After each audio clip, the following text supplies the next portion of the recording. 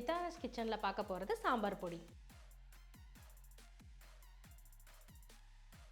நம்ம இன்னைக்கு பார்க்க போகிற சாம்பார் பொடியை என்னதுக்கு யூஸ் பண்ணுறோன்னு சொல்கிறேன். டிஃபன் சாம்பாருக்கு யூஸ் பண்ணிக்கலாம், நார்மல் நம்ம சாம்பாருக்கு யூஸ் பண்ணிக்கலாம், வத்த குழம்பு, காரக்குழம்பு அப்படின்னு நம்ம எல்லாத்துக்கும் நம்ம யூஸ் பண்ணிக்கலாம். எல்லா குழம்புக்கும் ரொம்ப டேஸ்டியாக இருக்கும். ஸோ அந்த டேஸ்ட்டுக்கு என்ன காரணம்னா அதை நல்லா நம்ம ரோஸ்ட் பண்ணி வறுத்து எடுத்து தான் அரைச்சி தான் நம்ம பண்ண போகிறோம். அந்த வறுத்து அரைக்கிற சாம்பார் பொடிக்கு என்னென்ன தேவைப்படுங்கிறத பார்க்கலாம் வாங்க. மிளகாய் 100 கிராம், 25 கிராம்ஸ் நீல வரமிளகாய் எடுத்திருக்கேன், தனியாய் 100 கிராம், கடலைப்பருப்பு 50 கிராம், துவரம்பருப்பு 50 கிராம், சீரகம் 15 கிராம், மிளகு 15 கிராம், மஞ்சள் 10 கிராம், பெருங்காயம் 15 கிராம், வெந்தயம் 15 கிராம், கருவேப்பிலை ஒரு கைப்பிடி அளவு, உளுத்தப்பருப்பு 50 கிராம், அரிசி 2 ஸ்பூன். இப்போ நம்ம சாம்பார் பொடிக்கு தேவையான பொருட்கள் பார்த்தாச்சு. வாங்க எப்படி செய்யலாம்னு பார்க்கலாம். ஃபர்ஸ்ட் நம்ம மல்லி போட்டு வறுத்துக்க போறோம். நான் இப்போ 100 கிராம் வரமல்லி எடுத்திருக்கேன். இந்த 100 கிராம் பார்த்தீங்கன்னா ஒரு 1/2 kg சாம்பார் பொடி வரும். ஸோ வாங்க எப்படி வறுத்தரைக்குன்னு பார்க்கலாம்.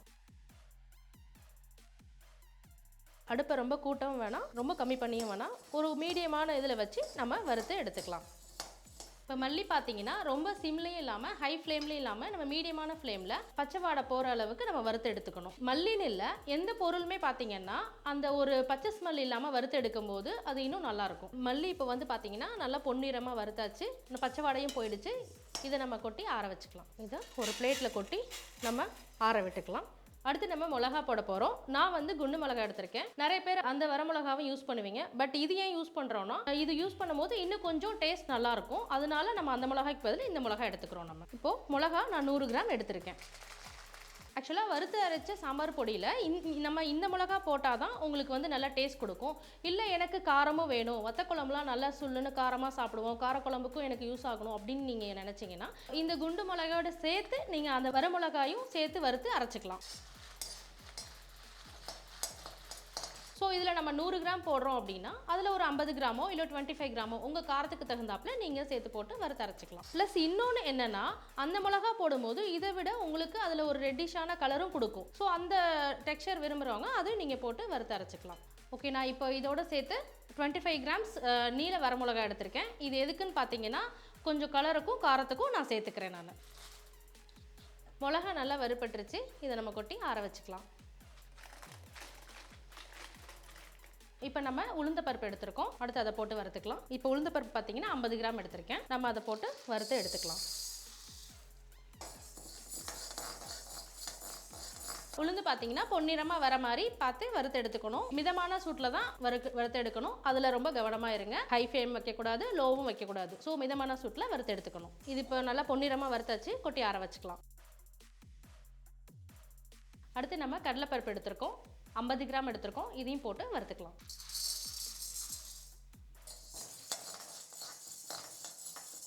கடலைப்பருப்பையும் நல்லா ப்ரௌனிஷாக வறுத்து எடுத்தாச்சு, இதையும் கொட்டி ஆற வச்சுக்கலாம். அடுத்து நம்ம துவரம்பருப்பு எடுத்திருக்கோம், அது 50 கிராம். அதையும் போட்டு வறுத்துக்கலாம்.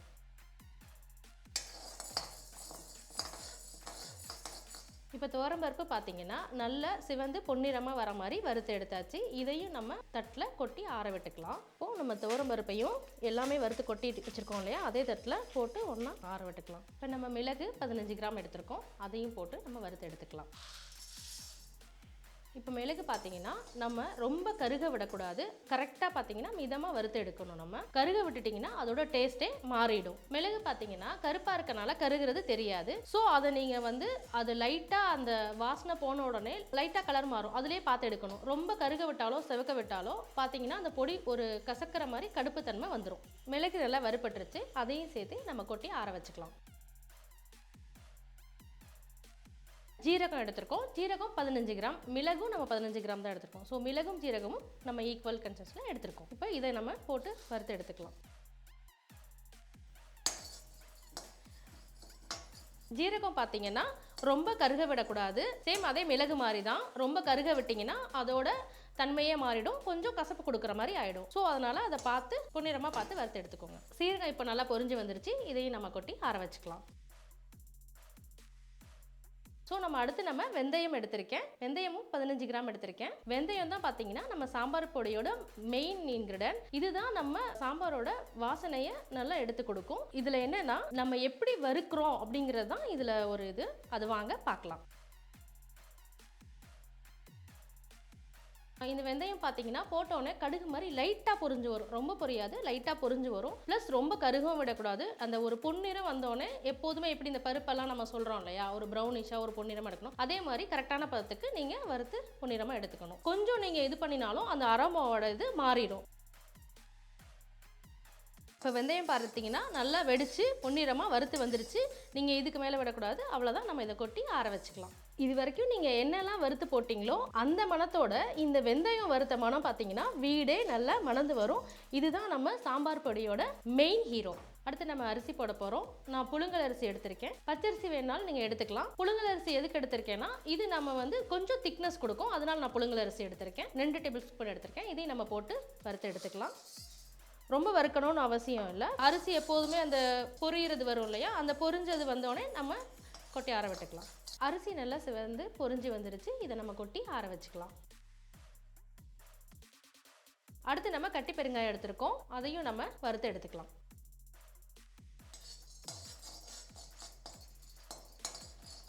கட்டி பெருங்காயம் பார்த்தீங்கன்னா அது நல்ல பபுள் வரும் வறுக்க. ஸோ அந்த பபுள் வந்தோடனே பார்த்துட்டு நம்ம கொட்டி ஆற வச்சுக்கலாம். பெருங்காயமும் பார்த்தீங்கன்னா அதுக்கு என்ன தேவையான அளவோ அதான் நீங்கள் கரெக்டாக பார்த்து போடணும். ஸோ கொஞ்சம் கூட போனாலும் அந்த சாம்பார் பொடியோட தன்மையே மாறிடும். கசந்து போகலாம், கடுத்து போகலாம். இப்போ நான் சொல்லியிருந்தேன் இல்லையா, மிளகு கூட போனாலும் ஜீரகம், ஸோ அது மாதிரி தான் நீங்கள் பெருங்காயமும். ஸோ ஒவ்வொரு பொருளும் பார்த்தீங்கன்னா அதுக்குரிய அளவை கரெக்டாக போட்டிங்கன்னா நல்லா டேஸ்ட்டாக வரும். பெருங்காயம் நல்லா பபுளாக வந்துடுச்சு. ஸோ நம்ம இதை எடுத்துடலாம்.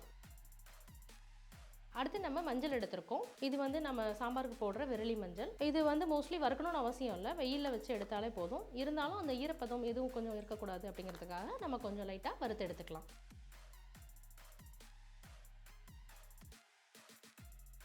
ஸோ மஞ்சள் லேசாக சூடேறிடுச்சு, போரும். நம்ம இதையும் ஆற வச்சுக்கலாம் அதோட சேர்த்து. ஸோ நம்ம அடுத்து ஃபைனலாக கருவேப்பிலை எடுத்திருக்கோம், ஒரு கைப்பிடி எடுத்திருக்கோம். இதையும் போட்டு நம்ம வறுத்து எடுத்துக்கலாம்.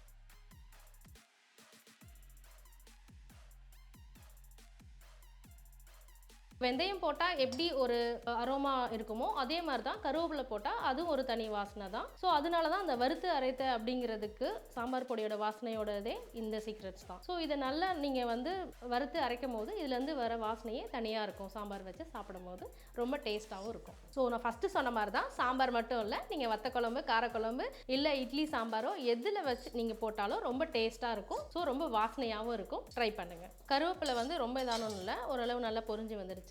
இதையும் நம்ம கொட்டி ஆற வச்சுக்கலாம். அதோடு சேர்த்து நம்ம அரைச்சிக்கலாம். இப்போ நம்ம எல்லாமே வறுத்து எடுத்திருக்கோம். இதில் நம்ம ஒரு சொட்டு கூட எண்ணெய் விடலை. எண்ணெய் விடாமல் ட்ரையாக வறுத்து எடுத்திருக்கோம். என்னன்னா எண்ணெய் விடாமல் நம்ம வறுத்து எடுக்கும் போது 4 மந்த்ஸுங்கிறது 6 மந்த்ஸாக போகலாம், 8 மந்த்ஸ் கூட நீங்கள் தாராளமாக வச்சுக்கலாம். ஸோ அதுக்காக நம்ம எண்ணெய் விடாமல் வறுத்து எடுத்திருக்கோம். இதை நம்ம ஆற விட்டு மிக்சி ஜாரில் அரைச்சி எடுத்துக்கலாம். இப்போ இதை ஆற வச்சு எடுத்தாச்சு. இதை நம்ம மிக்சி ஜாரில் போட்டு அரைச்சி எடுத்துக்கலாம்.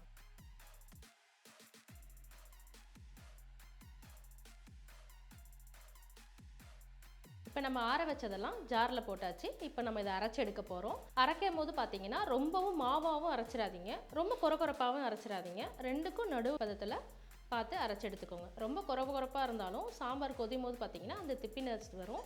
ஸோ ரொம்ப மாவாக இருந்தாலும் அந்த கொதிக்கும் போது அந்த கெட்டித்தன்மை சொல்லுவாங்க, உருண்டு கெட்டி இருக்குன்னாங்க. ஸோ அதுக்கு தகுந்தாப்பில் பார்த்து அரைச்சி எடுத்துக்கோங்க. இன்னொன்று என்னென்னா சாம்பார் பொடி அரைக்கும் போது ரொம்ப ஓவர் 1 2 3ன்னு இது வச்சு அரைச்சிடாதீங்க. ரிவர்ஸ் போட்டுட்டு அப்புறம் ஃபஸ்ட்டில் வச்சு அரைச்சி பாருங்கள். இல்லைன்னா ரொம்ப ஹீட் ஆச்சுன்னா அதுக்கே மோஸ்ட்லி கட்டி விழுகும். ஸோ அந்த கட்டி விழுகும் போது உங்களால் லைஃப் லாங் வச்சுக்க முடியாது வீட்டில் அரைக்கிறது. அதுபடி பார்த்து அரைச்சிக்கோங்க. உங்களுக்கு பார்த்தாலே தெரியுது இது என்ன பதத்தில் இருக்குன்னு. ரொம்ப மாவாகவும் இல்லாமல் கொரகொரப்பாகவும் இல்லாமல் கரெக்டான ஸ்டேஜில் நான் எடுத்திருக்கேன். இந்த மாதிரி அரைச்சி எடுத்துக்கோங்க. இதை இப்போது நம்ம பவுலில் ட்ரான்ஸ்ஃபர் பண்ணிக்கலாம். இதை ஒரு நம்ம டைட்டான ஒரு கண்ணாடி இதுலையோ ஏதோ ஒன்றில் நம்ம ஸ்டோர் பண்ணி வச்சுக்கலாம், ஏதோ ஒரு பாட்டிலில்.